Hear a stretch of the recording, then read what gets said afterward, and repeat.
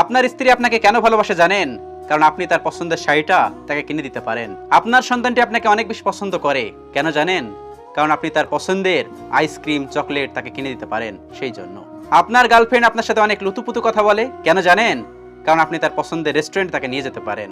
আপনার যে প্রিয় মানুষটি ছিল, যার সাথে আপনি দিন রাত 24 ঘন্টা কথা বলতেন, কিছুদিন আগে সে আপনাকে বলেছে বাবু ভালো থেকো, এই বলে সে অন্য কাউকে বিয়ে করে নিয়েছে। কেন বলতে পারেন?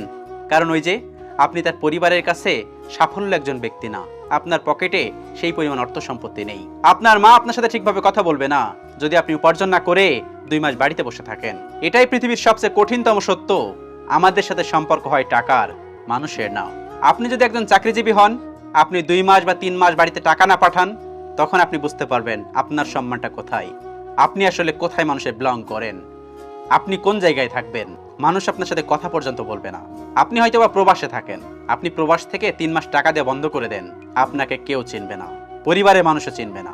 তাহলে কি বুঝলেন? আমাদের সম্পর্ক হচ্ছে টাকায়, মানুষের সাথে না।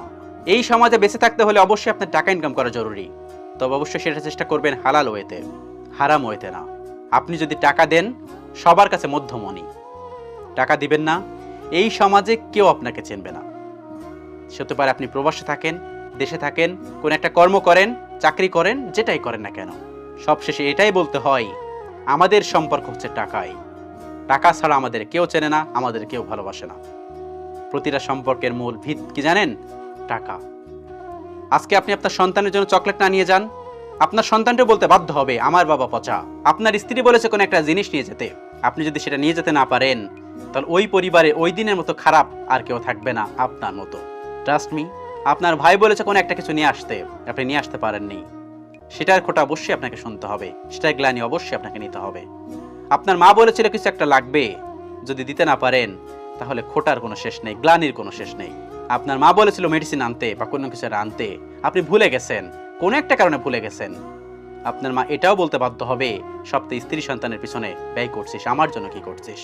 হায় সমাজ, হায় মানুষ। কে বুঝলেন? আমরা সর্বোচ্চ পরিবারের জন্য ব্যয় করি, করে নিজের অসুস্থ হয়ে যাই, তখন আমরা ট্রিটমেন্ট করি না। নিজের জন্য কিছু করা উচিত, সর্বোচ্চ নিজের জন্য করা উচিত। আগে আপনি, মনে রাখবেন, আগে আপনি।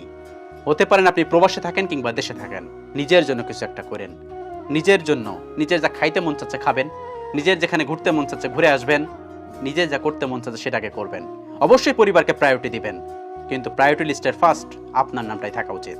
আমি আসলে বোঝাতে পারছি কিনা জানি না, তবে আমি আবারও বলছি, আপনি সবাইকে প্রায়োরিটি দিবেন, পরিবারকে অবশ্যই আপনি প্রায়োরিটি দিবেন, কিন্তু এই প্রায়োরিটি লিস্টের ফার্স্ট যে নামটা থাকবে সেটা আপনার। কোথাও ঘুরতে মন চাচ্ছে ঘুরে আসুন, কিছু খাইতে মন চাচ্ছে খেয়ে ফেলুন, আপনি অসুস্থ ট্রিটমেন্ট করান। কারণ এই সমাজে আপনি যদি টাকা নিয়ে দিতে পারেন, আপনাকে কিন্তু কেউ চিনবে না, বিশ্বাস করুন, কেউ চিনবে না। সেজন্য প্রিয়জন হওয়া দরকার, প্রিয়জন হন নিজের, কারণ আপনার প্রয়োজন কিন্তু কেউ নেই। কারণ এই সমাজ টাকা ছাড়া কিছুই চেনে না, এই মানুষ, এই আপনজন, এই কাছের মানুষ টাকা ছাড়া কিছুই বোঝে না। বুঝতে পেরেছেন?